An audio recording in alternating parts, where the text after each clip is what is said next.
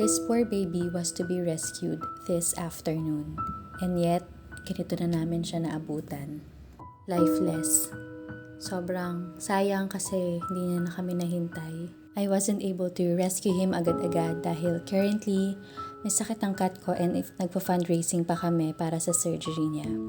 Pero hindi ko na matiis na pagpapakain lang itutulong ko sa kanya. Lalo pa umuulan na din.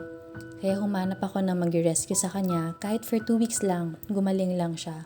Kahapon, may nakausap na akong sponsor niya at rescuer. Marami kasing cats yung dapat na mag-rescue and hingi lang siya ng cat food para sa mga rescue niya. So sabi ko even short na din kami, mag-aabot na lang din ako para sa wet food niya dahil hindi na siya makakain ng dry food. Siguro dahil masakit na ang bawat pagmuya. We were full of hope na finally after 4 days, marirescue na siya. Kahapon ay malakas pa siya, kahit may fracture yung paa niya ay tumatakbo pa siya papalapit sa akin. Malakas din siya kumain, kaya hindi ko maintindihan kung bakit bigla na lang. Wala nang buhay namin siyang naabutan. Hindi ko alam kung may sumalbahay ba sa kanya kasi imposible talaga. Malayo pa ang itsura niyang maging lifeless. May hope pa kasi aside from malnourished siya, skin problem lang naman kaya pang maagapan.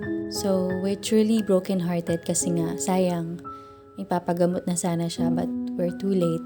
Pinag-iisipan pa naman namin ng husband ko kung ano yung papangalan sa kanya, ni hindi man lang namin siya napangalanan.